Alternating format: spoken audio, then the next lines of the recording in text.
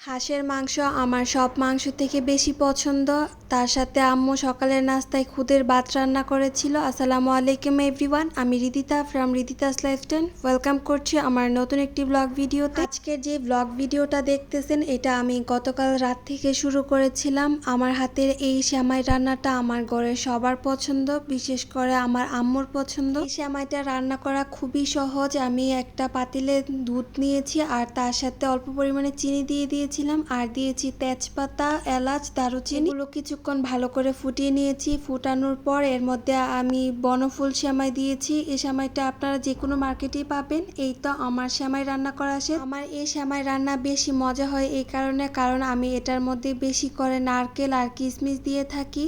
আর এটা হলো গিয়ে সকালের রান্না। আজকে আম্মুকে বলেছি বুয়া রান্না করার জন্য।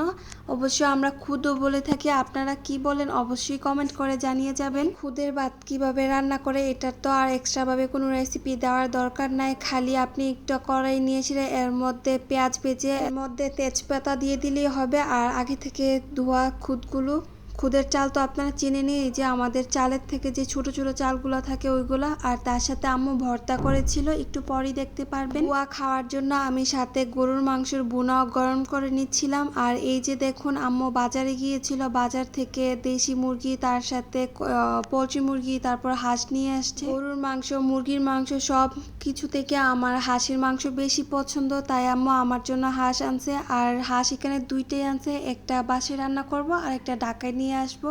কারণ ঢাকায় আমার দুই ভাই বোন আছে, ওদেরও হাঁস অনেক পছন্দ। হাঁস খাইতে মজা হলেও এটার যে কত কাজ করতে হয়, আর সব থেকে বেশি কষ্টের কাজ হলো এটার লুমগুলো ছড়ানো। আর অনেক বেশি লুম ছিল এই হাঁসটার মধ্যে। আমরা তো এক প্রকারের যে চামড়া থাকে ওইগুলো আর নিয়েই নাই, সবগুলো ছিলে ফেলে দিছি। মুরগির চামড়া আমারও এত পছন্দ না, কিন্তু হাঁসের চামড়াটা খেতে খুবই মজা হয় কারণ এটা একটু মোটা হয়। আর এই তো সব কিছু সাথে কেটে নিয়েছি, হাঁস রান্না করব।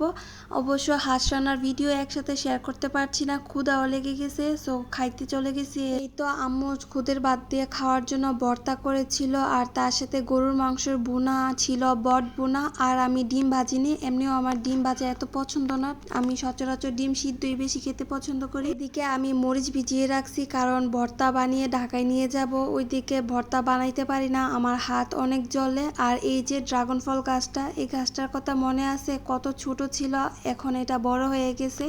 এটার মধ্যে একটা ঝাড় দিয়ে দিব যাতে সুন্দর করে আরো বাড়তে পারে, আগামীতে যাতে ফল আসে। আর এই যে একটা গাছ, এই গাছটার নাম আমার এক্স্যাক্টলি মনে নাই, যদি আপনারা কেউ চিনে থাকেন অবশ্যই কমেন্ট বক্সে বলে যাবেন। আর এই যে দেখুন তুলসী পাতা, আমাদের বাড়িতে অনেক তুলসী পাতা আছে। ফ্রিজে শুকনা মাংস ছিল, আম্মু ওইগুলো নামাইছে, ছিচ্চা রাখবে আর কালকে হয়তো বা রান্না করবে।